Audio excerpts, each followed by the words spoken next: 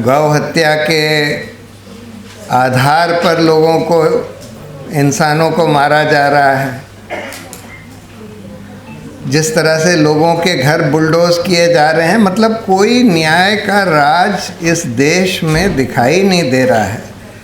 और जिस स्थिति में हमारे न्यायपालिका का बहुत बड़ा दायित्व होना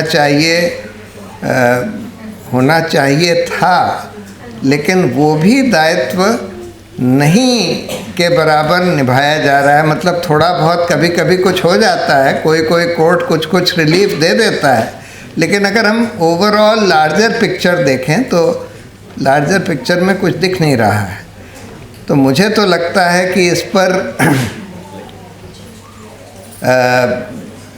एक तरीका तो ये है कि भाई हम लोग हाथ पे हाथ धर के बैठ जाएं और सोचें कि भाई अब ये देश तो, इस देश का लोकतंत्र, इस देश की न्यायिक व्यवस्था पूरी तरह से चरमरा चुकी है, अब कुछ नहीं किया जा सकता, अब हम लोग बस अपनी अपनी जानें बचा लें। लेकिन उससे तो किसी की जान नहीं बचने वाली। जो हालात इस देश में चल रहे हैं, अगर हम लोग सब नहीं खड़े हुए इस व्यवस्था के खिलाफ़, इस अन्याय के खिलाफ़ अगर हम लोग नहीं खड़े हुए तो कोई नहीं बचेगा, चाहे वो मुसलमान हो, चाहे आखिर में हिंदू ही हो। ये हम देख रहे हैं कि ये जो आग जो है, जैसे वो राहत इंदौरी कहते थे ना कि जब लगेगी आग तो सबके घर जद में आएंगे, यहाँ पर सिर्फ हमारा ही घर तो नहीं है। तो इसलिए ये आग जो है पूरे देश को, पूरी हमारी लोकतंत्र को, पूरे समाज को निगल जाएगी। इसलिए ये ज़रूरी है कि सबको इसके खिलाफ़ अब खड़ा होना पड़ेगा। जेल वेल का डर हम लोगों को अपने जहन से निकालना पड़ेगा।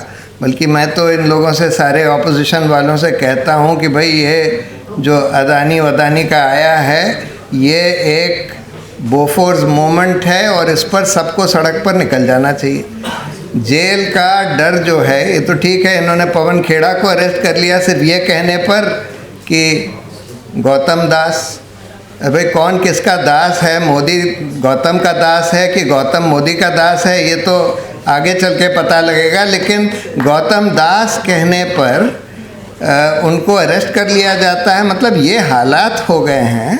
तो अब अगर हम लोग इसके डर से बैठ जाएंगे कि भाई ये हमको जेल में डाल देंगे, तब तो समझ लीजिए पूरा कारवां लुट चुका है।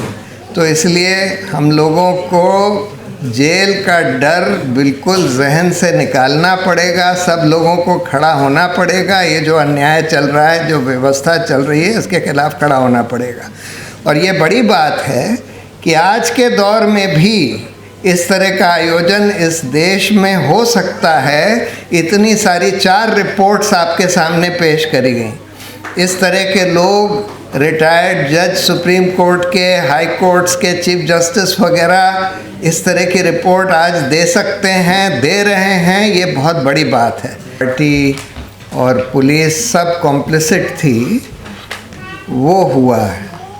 और इस पूरे प्रोसेस में एक तरफ तो हमने देखा कि एक रूलिंग पार्टी और उसके साथ मिली हुई सरकार कैसे पुलिस के साथ मिलकर दंगा करा सकती है, और उसके बाद दंगाइयों को न्याय में लाने के बजाय, यानी कि उनको सज़ा दिलवाने के बजाय जो विक्टिम्स थे उन्हीं को अरेस्ट कर लिया जाता है और उन्हीं को प्रोसिक्यूट भी किया जाता है, और उन्हीं के खिलाफ़ बिल्कुल एक झूठे मुकदमे UAPA वगैरह के लगा दिए जाते हैं, जिससे उनको बेल भी ना मिल सके। और कोर्ट्स का भी रवैया वही देखा जा रहा है कि इतने साल हो गए, 3 साल हो गए, अभी तक इन झूठे मुकदमे में भी बहुत सारे लोगों को बेल नहीं मिली।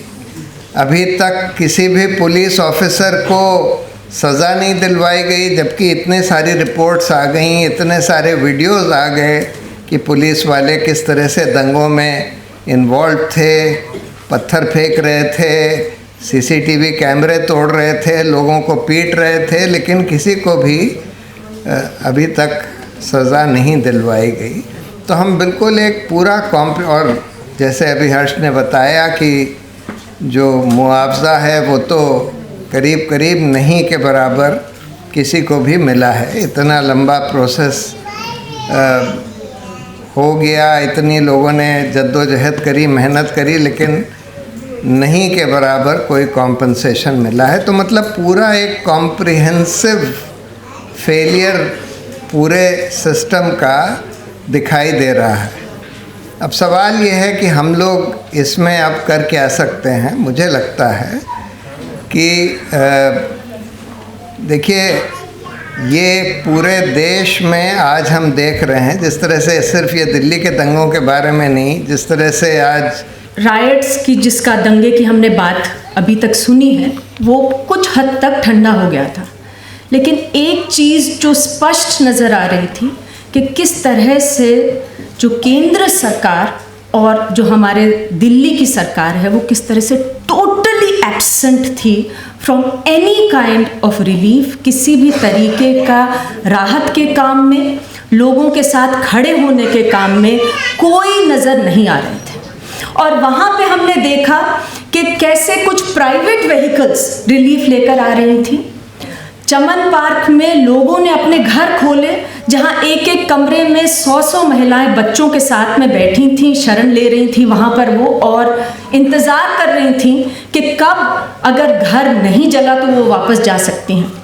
और मुझे लगता है कि जो बात अभी बार बार हुई है वो स्पष्ट नज़र आ रही थी कि किस तरह से ये कोई ऐसे स्पॉन्टेनियस दंगा नहीं था, ये एक बहुत सोचा समझा एक प्रोग्राम जिसको कहा गया है वो था।